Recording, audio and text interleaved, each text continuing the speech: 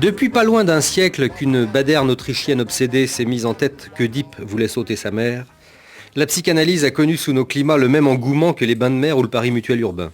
On a beau savoir pertinemment que la méthode d'investigation psychomerdique élucubrée par le pauvre Sigmund n'est pas plus une science exacte que la méthode du professeur Comédon pour perdre 30 kilos par semaine tout en mangeant du cassoulet, ça ne fait rien. La psychanalyse, c'est comme la gauche ou la jupe à mi-cuisse, c'est ce qui se fait maintenant chez les gens de goût.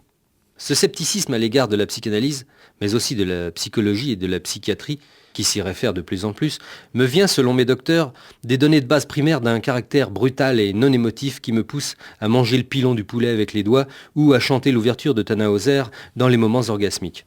Scepticisme fâcheux dans la mesure où ces temps-ci j'aurais plutôt besoin d'un psy.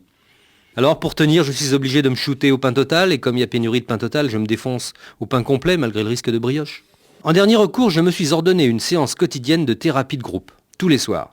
Du lundi au vendredi, sur France Inter. Faut bien que vous serviez à quelque chose, chers auditeurs. Bien, alors ce soir, nous allons nous défouler l'ego en jouant à Mon moi et mon surmoi sont dans un bateau. Voici une histoire vécue où le prestige des psys en prend plein le subconscient. Ma copine Betty Sartou, mère de famille à ces moments pas perdus pour tout le monde, a connu le malheur d'accoucher d'une espèce de surdoué qui s'appelle Grégoire, comme les moins cons des papes, mais c'est une coïncidence. À 5 ans et demi, ce monstre donnait des signes alarmants d'anormalité. Notamment, il préférait Handel à Chantal Goya. Il émettait des réserves sur la politique extérieure du Guatemala.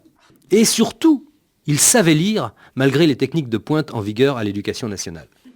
Devant ce désastre, la maman et la maîtresse d'école estimèrent d'un commun accord que Grégoire était un mauvais exemple pour ses collègues de la maternelle et qu'il serait bien séant de le jeter prématurément dans le cours préparatoire. Oui, mais à condition, dit l'éducation nationale, que Grégoire subisse de la part d'un psychologue par nous choisi les tests en vigueur en pareille occasion.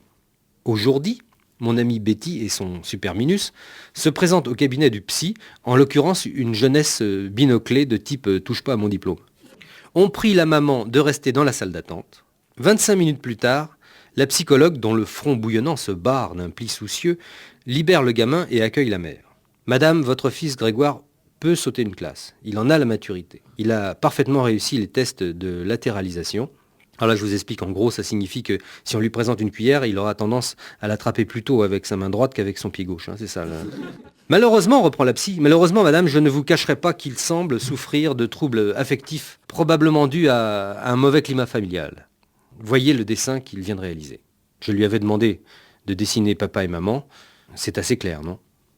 L'enfant avait dessiné un père gigantesque, dont la silhouette occupait toute la hauteur de la page, alors que la mère lui arrivait à peine au plexus dans un tout petit coin de la page. « Pour moi, c'est clair, soupira la psychologue. Cet enfant marque une tendance à la sublimation de l'image du père, tendance subconsciemment contrecarrée par une minimisation tout à fait anormale de l'image et donc du rôle de la mère dans le contexte familial. Je ne vois malheureusement pas d'autre explication. »« Moi, j'en vois une, dit Betty. Mon mari mesure 1m93 et moi 1m47.